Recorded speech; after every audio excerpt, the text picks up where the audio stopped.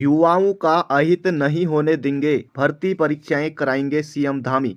तो मुख्यमंत्री का बड़ा बयान यहाँ पर, युवाओं का अहित नहीं होने देंगे, भर्ती परीक्षाएं कराएंगे सीएम।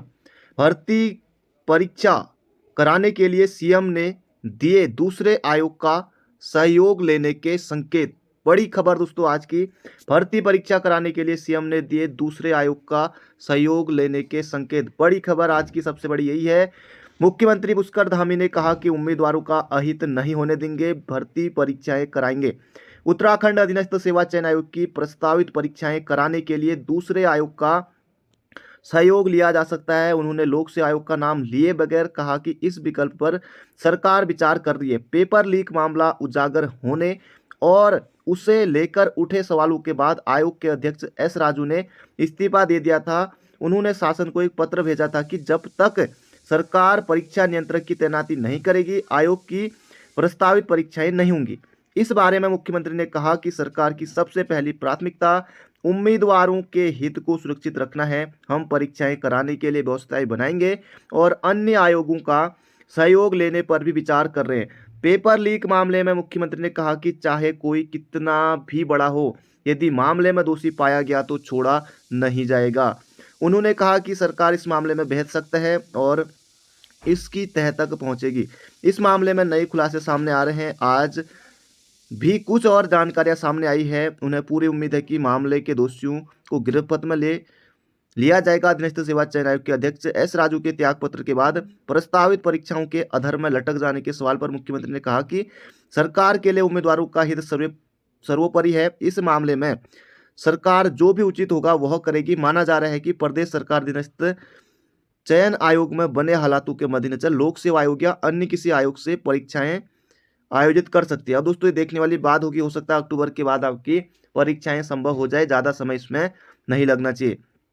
चयन आयोग से सचिव की अगले महीने हो सकती है विदाई, सितंबर में। सचिव बोले तो संतोष बडोनी। स्नातक स्तरीय परीक्षा में पेपर लीक प्रकरण के बीच अध्यक्ष एस राजू के इस्तीफे के बाद अब सचिव संतोष बडोनी की भी विदाई हो सकती है। सितंबर में इस पद पर उनकी प्रतिनियुक्ति पूरी होने जा रही है। दरअसल संतोष बडोनी सचिवालय सेवा संवर्ग के अफसर हैं। वह सचिवालय में संयुक्त सचिव के पद पर हैं। पिछले 4 साल से वह अधीनस्थ सेवा चयन आयोग में प्रतिनियुक्ति पर बतौर सचिव अपनी सेवाएं दे रहे हैं। विवाद के बीच ही उनकी प्रतिनियुक्ति पूरी होने जा रही है। हालांकि अभी तक इस संबंध में कोई आदेश जारी नहीं हुए। बडोनी का कहना है कि सितंबर में उनकी प्रतिनियुक्ति पूरी हो रही है। इसके बाद सरकार जो भी जिम्मेदारी सौंपेगी वह उसका निर्वहन करेंगे। पेपर लीक मामला, आरोपियों पर गैंगस्टर एक्ट भी लगेगा। 83 लाख रुपए बरामद हो चुके हैं। 15 को सम्मानित होगी एसटीएफ टीम। तो एसटीएफ टीम 15 अगस्त को सम्मानित ये होने वाली है। तो बड़ी खबर दोस्तों आपके लिए यह है कि आप अपनी तैयारी करते रहें। मुख्यमंत्री ने आश्वासन दिया है कि युवाओं का अहित नहीं होने देंगे, भर्ती परीक्षाएं कराएंगे, दूसरे आयोग का भी सहारा हम लेंगे। भर्ती परीक्षाएं होंगी, कब तक होंगी दोस्तों फिलहाल अभी देखने वाली बात होगी। आप अपनी तैयारी करते रहिएगा। सब कुछ दोस्तों समय पर होगा, वक्त पर ही होगा। देर होगी उत्तराखंड में पर अंधेर नहीं होगी।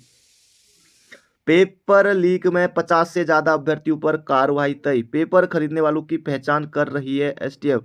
डीजीपी ने दी अब तक की कार्रवाई की जानकारी। तो अभी तक फिलहाल 50 ही आ रखे हैं। अब देखने वाली बात हो कि आगे क्या होता है। भर्ती घपला, एसटीएफ के घेरे में 50 नए चेहरे।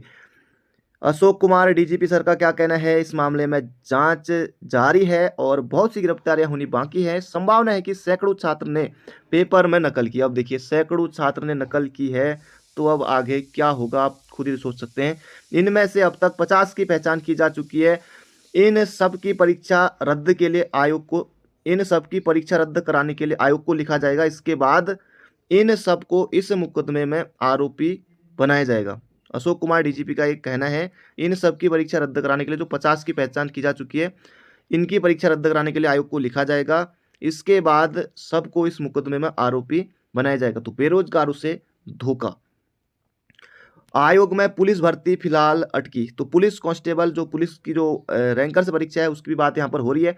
चयन आयोग में भर्ती परीक्षाओं पर सवाल उठने के बाद पुलिस भर्ती की प्रक्रिया फिलहाल अटक गई है। डीजीपी ने बताया कि सारी दक्षता परीक्षा कराई जा चुकी है। कांस्टेबल की बात हो रही है, आगे लिखित परीक्षा होनी है। इसके अलावा दरोगाओं की भर्ती भी होनी है। आयोग ही इन परीक्षाओं को कराएगा। उन्होंने कहा कि आयोग को पत्र लिखकर पुलिस भर्ती प्रक्रिया तेजी से पूरी कराने को कहा गया है। 339 असिस्टेंट प्रोफेसरों की भर्ती जल्द। मेडिकल कॉलेजों में पद भरने से छात्रों और मरीजों को मिलेगी बड़ी राहत। तो बहुत जल्दी इनके लिए इंटरव्यू होने जा रहा है। रोडवेज और ड्राइवर कंडक्टरों की भर्ती के लिए कल 13 अगस्त से दोस्तों आवेदन शुरू होने वाले हैं। रोडवेज में कंडक्टर और ड्राइवरों की भर्ती होने वाली है यूटीसी में। निगम में एजेंसी MKSS करेगी 589 पदों पर संविदा भर्ती। दोस्तों ये संविदा भर्ती होने वाली है, कॉन्ट्रैक्ट बेस पर ये भर्ती होने वाली है। कंडक्टर के लिए जरूरी क्या है कि रोडवेज में कंडक्टर बनने के लिए आपको 12वीं पास होना है, उसे सामान्य ज्ञान होना चाहिए। आरटीओ से कंडक्टर के लिए लाइसेंस भी जरूरी है, तो आप कंडक्टर बन सकते हैं। बाकी ड्राइविंग के लिए ड्राइविंग लाइसेंस होना चाहिए। ड्राइवर के दोस्तों 233 पद हैं और कंडक्टरों के लिए 356 पद ये हैं। बाकी 12वीं पास होना चाहिए, 42 साल तक आपकी आयु होनी चाहिए, आप इसके लिए आवेदन कर सकते हैं। दोस्तों ये थी आज की जानकारी, बाकी मिलते हैं बहुत जल्दी एक नई वीडियो में। Thank you friend, thank you so much. अपना ध्यान रखिए, स्वस्थ रहिए, मस्त रहिए। कोई सवाल हो तो कमेंट बॉक्स में पूछ सकते हैं।